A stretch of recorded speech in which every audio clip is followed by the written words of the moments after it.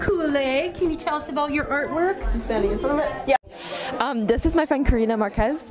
I usually draw portraits, but in this case I wanted to paint one, so I used, again, acrylic on canvas.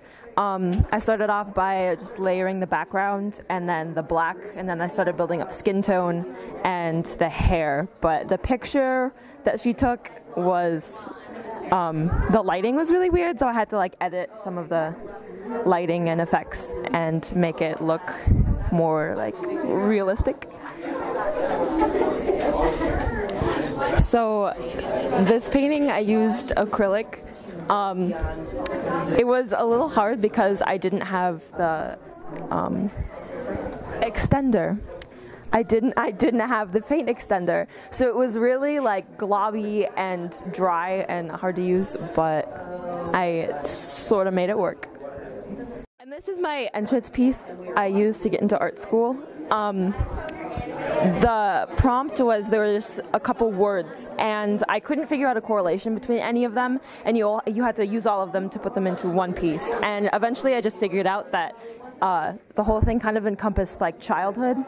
So it's about growing up and learning and being alone, but also like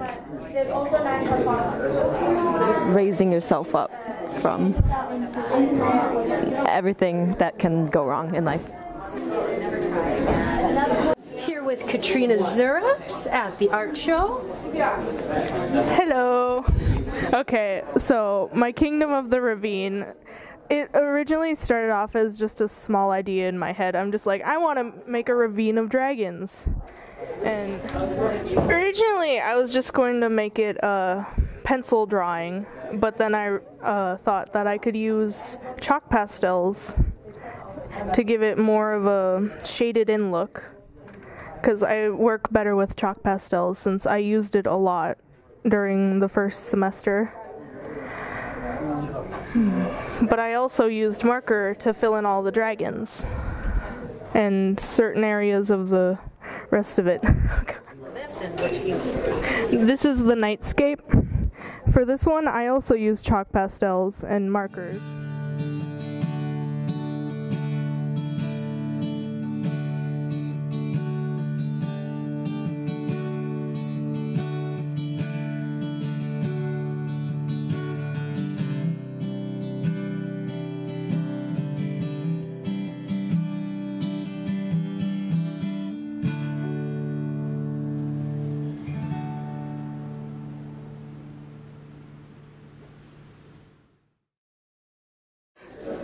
This sculpture originally started off as a picture that I found on the internet that I really liked, and originally I didn't know what I was going to make it out of, but I finally decided that I was going to make it out of air dry clay, and I started to make it, but I realized that I'm gonna need some kind of structure for it, so I had to scrap the whole entire thing and then use some wire to make a base for it.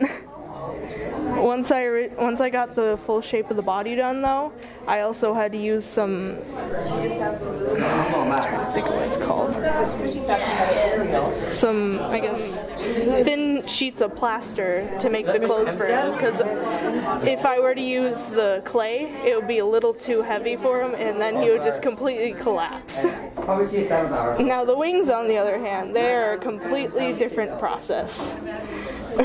I started off with cutting out sheets of paper that looked like the wings, and then I put little sticks on top of it to give it a bit of a structure, and then I used the plaster once again to cover over all of it. And once I was done with that, I had to paint it. Originally, I painted it completely black, but I realized some of the features wouldn't show up if I were to do that, so I had to make some kind of dark gray.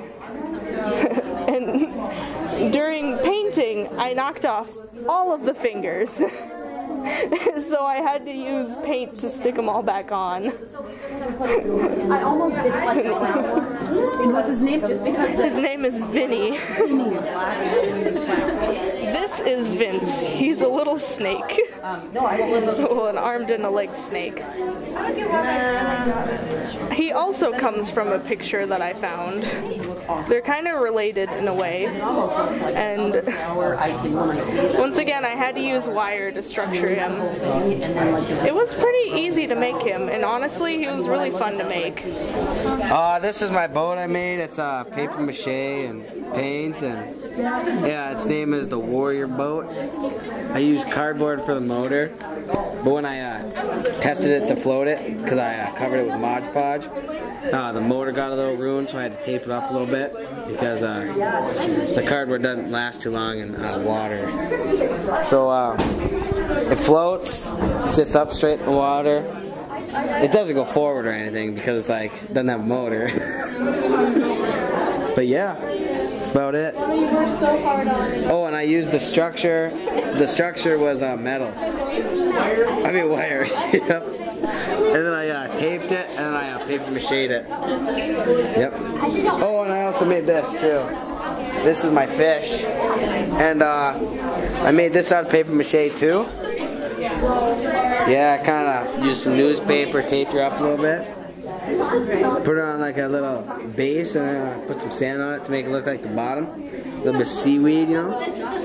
That's about it. This one up here, it's a snowmobile I made because I love snowmobiling. It's probably one of my more favorite things to do in the winter besides hockey. And I just kind of shaded it, you know, and then I put some colored pencil on her. Made the track, made the body first, and then, yep. And this is a print that I made. It was out of like a little rubber block. I forgot what they're called, but you carve it out with like little knife things, and then you roll some like ink on it.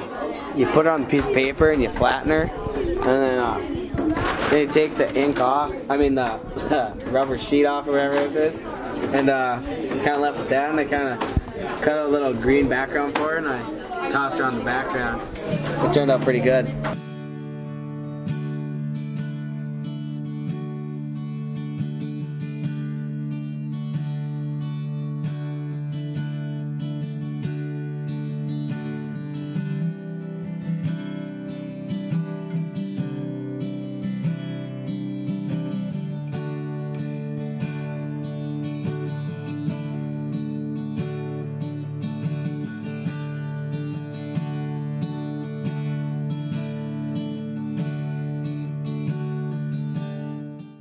This is my little art thing here. My name is Carolyn, and all the ones from here down are mine. This is my borb. Each borb or bird is a different shape, and they all are doing something unique of themselves. This little guy over here is actually touching him, and he's the only one that is a strange little guy there, just touching the other bird. This is my big gay.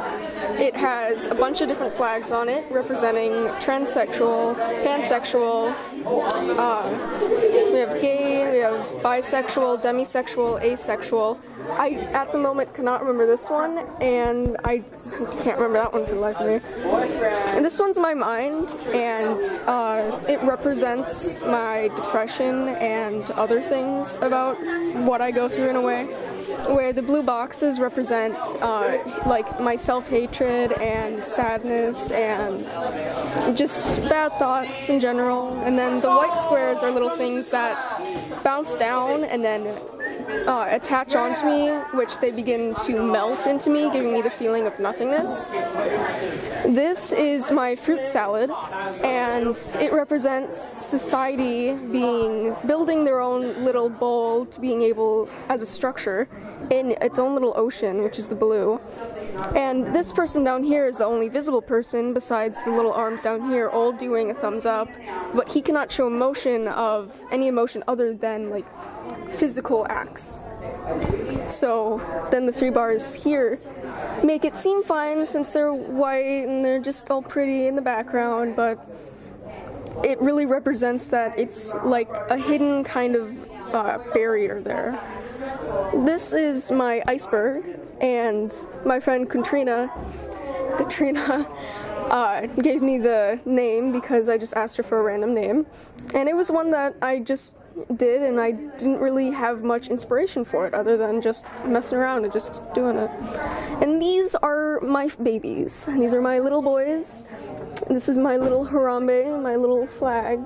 A flying squirrel, a slime, some bear cubs, just a bunch of random little animals I made out of splotches of watercolors. Hey, I'm Shaymanasa. These are my drawings. These two are watercolor or water-based drawings. And that is a bit of mixed media. I just use charcoal and watercolor. I'm Summer Hessedal, and today I'm just going to show you my abstract painting that I did. It is kind of a mix of warm and cool colors that I painted over, and I just taped it up and then painted over it with different colors to get the shapes. How you made it? Hi, I'm Max Dremel. I made a pineapple with pink paint and gold paint. This is my spring sport. I play baseball. That's a bat, and my number's 13, and there's a baseball under it. I kind of mix and match the colors a little bit, you know.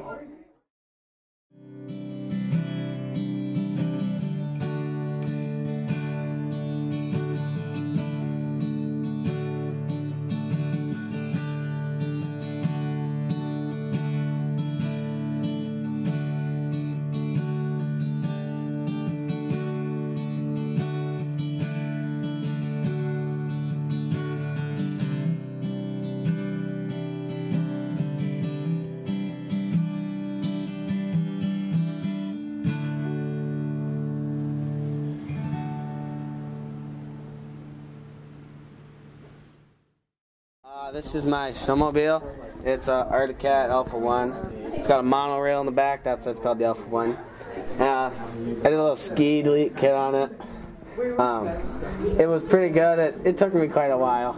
I think I messed up a little bit on this, like put another piece of paper on there. And yeah. One of my favorite projects to work on in this class was probably my Kingdom of the Ravine.